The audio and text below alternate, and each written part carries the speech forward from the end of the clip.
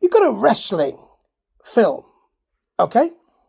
You've got a film about wrestlers, which is part of the wrestling world. That's the plot. It's a horror film, but it's based around wrestling. So you're bound to want a wrestler to be in the movie, to make that connection with wrestling fans, and also to sell the thing, right? Wrong. That is not what you need when you have a film which is pretty strong, as is Dark Match from last year. Now, the wrestler who is involved in this is Crisp Jericho, who is playing a character called the Leader, or the Prophet. And the whole idea is that there is it's doing okay, the wrestling promotion. It's called SAW. And we get introduced to the various wrestling stars. There is Mean Jolene, who was Jolene. Anyway, that's Mean Jolene, not that Jolene. And I'm begging of you, Jolene, please don't take the pin. Please don't take the pin. And he has been somebody who was quite an extensive, a popular wrestling offer in the late 70s. We do see him watching himself on TV when he should be getting it on with one of the main characters called Misbehave, played by Aisha Issa, with a kind of, I don't take no bullshit, son, kind of thing. More of that in a minute. So they're two of the fighters. We've also got Kate the Great, who seems to be, at one point she has a scout coming in, an actor sitting at the back, a bit like Waiting for Guffman, a scout for the big leagues, and she's fighting Misbehave. Appear to only have two women in their promotion, so they just get to fight each other all the time, I think, if I remember rightly. And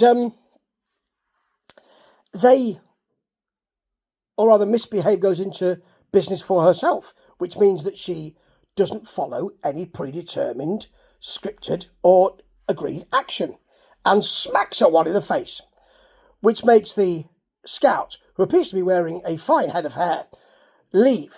And they're doing all right. They've got some crowd in there. It's doing okay. But the promoter, I think he's called Rusty, who's he empties a load of cocaine onto the table at one point. It's a dirty table, folks. You do not, if you've paid a load of money, empty cocaine onto a bobbly table, just in case it's adulterated. So he's that kind of, here's your payoff, and I've kept some back because you went into business for yourself, and has a bit of an altercation with Misbehave. And he is after he's a bit of a what we call a shyster promoter. And he is after some extra money. Somebody rings him and says, I know I've spoken to you before, but I'd love the wrestlers to come to our town. Well, I've told you before, that's not going to work for us. We'd need a really big guarantee. How much? $50,000? That's okay for us. We'll be there. And it is a very remote, snowbound area. When they get there, they are celebrating Lupercalia. At that point, I would have thought, right, Lupercalia, I think I need to go home. Later on, we will find a pentagram and that kind of thing. And all of the wrestlers, who are welcomed very well, are asked to get involved with the drinking and debauchery that takes place. They're serving a green liquid, which is not creme de menthe. It seems to have some kind of drug in it. And people like Mean Jolene, are, well, he's not in full cognizance of all his senses. And he ends up in bed with two women, I think, locals. I think that also happens to one of the guys. Is he called Mr. Enigma, who's masked and has taken a vow of silence. But at the breakfast table, he said, I got laid last night. So everybody must have got laid if you did. So things like that. They get to the match, and Mean Jolene has already spotted the Prophet, who's doing a ladies and gentlemen, boys and girls, let us celebrate and all of that. And he recognises him as someone that he has wrestled in the past. He's wrestled and beaten, and that person's wrestling matches got nastier and nastier. And indeed, they're going to get even nastier because we've got an air, water, and fire, and then spirit match. So the air match is a tag team duo called Thick and Thin. They're bad guys from the SAW with two other guys who are helmeted, so we don't see who they are, but they're not from the SAW. And they have an air match. So the ring has got a huge fan in the middle of it. I don't quite know what the point of it is, because one of them ends up getting his throat cut. I suppose, as my good friend Alan, hello Alan, said, I'm looking over at where he sits, hello Alan, he did say, well, the blood's spattering everywhere. Yes. But I don't see the point of the fan, because I thought someone could fall into that fan and get themselves chopped up, and no one does. But they both get killed, both of these SAW people. Second match will be, and it's a bit weird actually, because this should really be the third match, Misbehave with Kate the Great.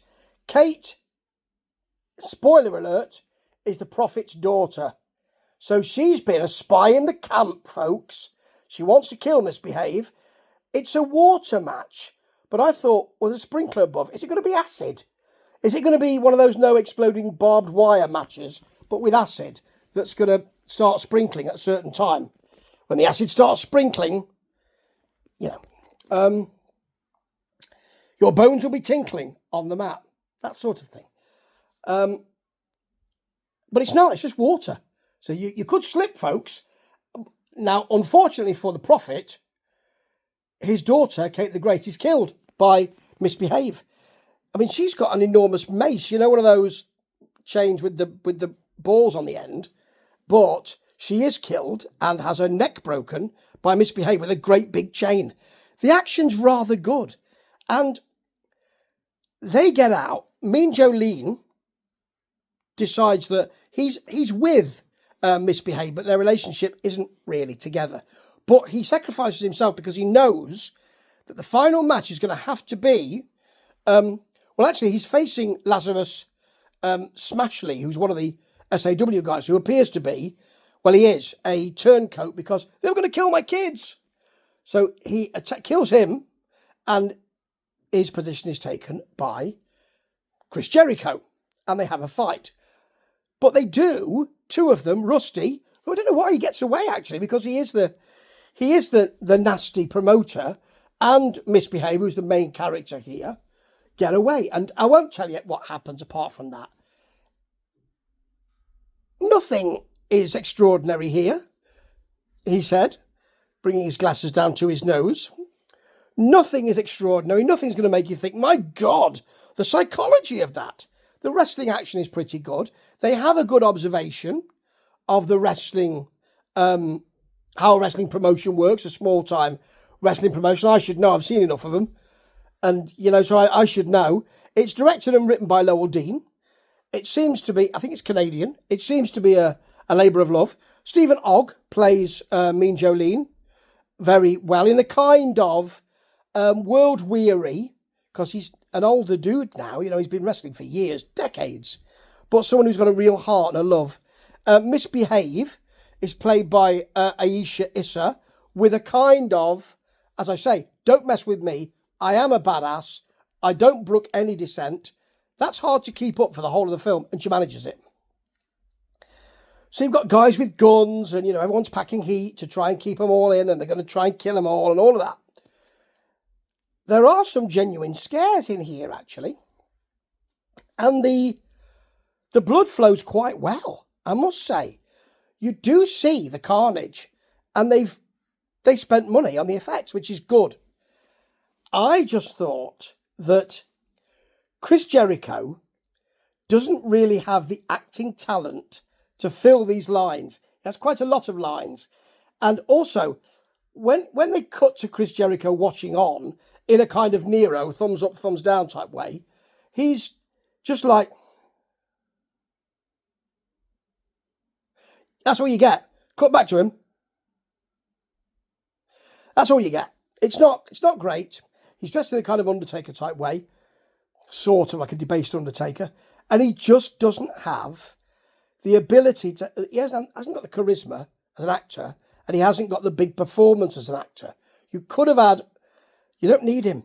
It's a strong enough story and a strong enough idea to have an actor doing that, and then it wouldn't make people go, "Oh, Chris Jericho's in there." So it's just a bit of an oddity. You'd actually have people saying it's a wrestling story, and actually, pretty well done. Shame, 'cause this is better than people think, but they won't give it a chance, maybe because Chris Jericho's in it. Ta-ta.